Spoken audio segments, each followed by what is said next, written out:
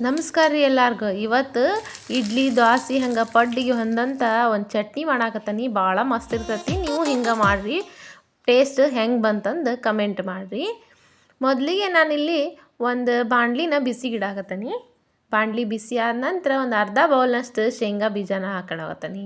ಶೇಂಗಾ ಕಾಳು ಚಂದಾಗ ಹುರಿಬೇಕು ನೋಡ್ರಿ. ಹಂಗೆ ಹುರಿಬೇಕಂದ್ರೆ ಸಣ್ಣಗೆ ಹುರಿ ಇಟ್ಕೊಂಡು ಮ್ಯಾಲಿನ ಸಿಪ್ಪಿ ಕಪ್ ಹತ್ತತನೂ ಚಂದಾಗ ಹುರಿಬೇಕು. ಹಿಂಗೆ ಚಲೋತ್ನಂಗೆ ಉಳಿದ್ರೆ ಚಟ್ನಿ ಟೇಸ್ಟ್ ಮಸ್ತ್ ಬರ್ತತಿ.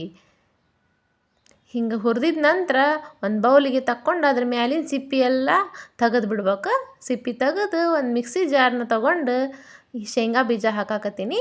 ಅದ್ರ ನಂತರ ಹಸಿ ಕೊಬ್ಬರಿನ ತುರ್ಕೊಂಡೇನಿ. ಈಗ ತುರ್ಕೊಂಡಿದ್ದು ನಿಮ್ಗೆ ಎಷ್ಟು ಬೇಕು ಅಷ್ಟು ಹಾಕ್ಯಾರ್ರಿ.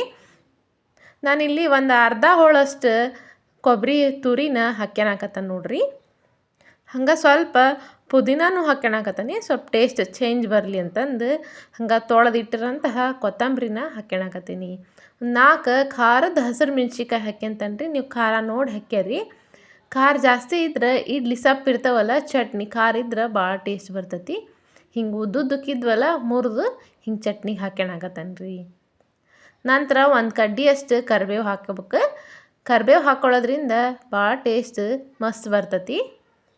ರುಚಿಗೆ ಎಷ್ಟು ಬೇಕು ಅಷ್ಟು ನೋಡ್ಕೊಂಡು ಉಪ್ಪು ಹಾಕ್ಯಾರಿ. ಹಂಗೆ ಸ್ವಲ್ಪ ಜೀರಿಗೆನೂ ಹಾಕ್ಯಂಡು ಸಣ್ಣಕ್ಕೆ ರುಬ್ಕೊಂಬರ್ರಿ. ಚಟ್ನಿ ಹಿಂಗೆ ನುಣ್ಣಗಾಗಿರ್ಬೇಕು ನೋಡ್ರಿ. ಹಂಗಾರ ಟೇಸ್ಟ್ ಚೇಂಜೇ ಬರ್ತೈತಿ.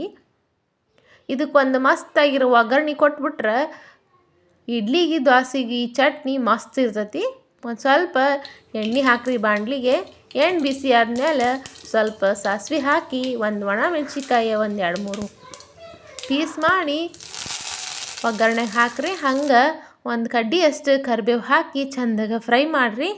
ಈ ಫ್ರೈ ಆಗಿದ್ದಂಥ ಒಗ್ಗರಣೆನ ಒಂದು ಬೌಲಿಗೆ ತೆಗ್ದಿರೋ ಚಟ್ನಿಗೆ ಹಾಕಿ ಕೈಯಾಡಿಬಿಟ್ರೆ ಇಡ್ಲಿಗೆ ದೋಸೆಗೆ ಹಂಗೆ ಪಡ್ಡಿಗೆ ಮಸ್ತ್ ಕಾಂಬಿನೇಷನ್ ಆಗಿರೋಂಥ ಈ ಚಟ್ನಿ ರೆಡಿ ಆಕತ್ ನೋಡ್ರಿ. ಈ ರೆಸಿಪಿ ನಿಮಗೂ ಇಷ್ಟ ಆಗೈತೆ ಅನ್ಕೊಂಡು ಇಷ್ಟ ಆದ್ರೆ ಲೈಕ್ ಮಾಡಿರಿ, ಶೇರ್ ಮಾಡಿರಿ, ಹಂಗೆ ಸಬ್ಸ್ಕ್ರೈಬ್ ಮಾಡಿರಿ.